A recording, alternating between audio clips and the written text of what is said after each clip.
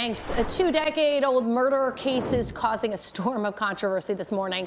Is it possible that infamous killer Scott Peterson did not murder his pregnant wife, Lacey? Well, this morning there is a twist in the case that could potentially get him a new trial. KCAL News reporter Kara Finstrom is joining us now. What's this all about, Kara? Yeah, you know, there have been questions about his guilt, his innocence for so long, and now the nonprofit, the Innocence Project, stepping in and saying they are going to take on his case.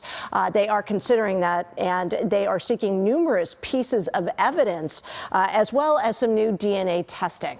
Take a look. Scott Peterson has been in prison since 2004 when he was found guilty of murdering his pregnant wife, Lacey, and their unborn son. He reported her missing, but later became the chief suspect. Her remains were found in San Francisco Bay near where he'd been fishing, and it was discovered he'd been having an affair. Last year, his attorneys filed a petition alleging a number of his rights were violated and suggested newly discovered evidence supports his claims of innocence.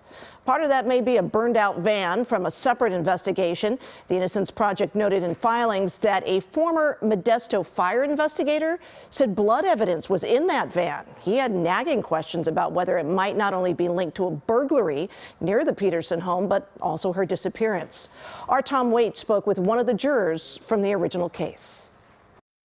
I don't want to see Scott Peterson in prison for something he didn't do.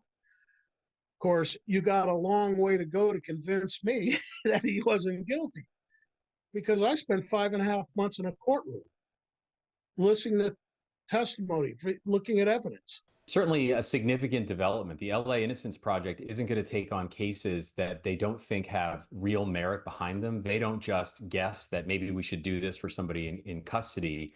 They're going to put their resources behind a case when there's something there and they think they can make a difference. And the LA Innocence Project represents incarcerated people that they think may be innocent. Peterson's 51. It's hard to think of that now. Yeah. So it's been a long time. He's serving, of course, a sentence of life without parole. You covered this way back when. Yeah, I was a 25-year-old cub reporter. I was working in Fresno, and as many of us may remember, Peterson's mistress, who was at the heart of this case, Amber Frey, was from the Fresno area. So I spent a lot of time in Redwood City covering it. And it's one of those cases, you know, you've been doing this a long time. You have those cases that stick with you. This is one of them. I will say I'm surprised by this. I'm very surprised by this. Though the case was circumstantial, I always said, if not him, then who? And he didn't do himself any favors. I will tell you, sitting in that courtroom, every day he walked in with a swagger and a smile on his face. And I kept thinking to myself, even if you did not do this, your wife is dead, as is your first unborn child. In terms of the evidence, a lot of people ask me, well, what was it? You know, there was recorded phone calls between Scott Peterson and Amber Frey. He did not tell her he was married. He did not tell her his wife was missing. She recorded those with police. And in those recordings, there was one time where he was actually at a vigil for his missing wife, and you could hear a lot of noise in the background, and he's telling her he was at the Eiffel Tower celebrating there. So very disturbing for people on so many levels. The fact that there was no smoking gun, so to speak. Right. Interesting. There was not. I said it wasn't like OJ where it's, you know, the glove, if it doesn't fit, you must acquit. There was no Perry Mason moment during that trial. But we all just felt like, who else did it? You know, he was at the Berkeley Marina fishing, and that was where her body and the baby's body were found. Now, his defense was always, well, why would I say I was someplace where I left my dead wife? But the prosecution argued that he was spotted and saw people seeing him there, so he had to come clean.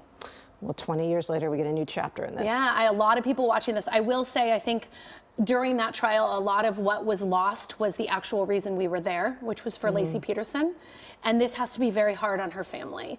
You know, Christmas Eve will always be a very somber date for them because that's when she went missing. Connor, her unborn child, would be in his 20. So it's really hard, I think, for that family. And I think we need to not lose sight of that. Definitely. All right. Well, thank you for joining me, Kara. Lots to talk about.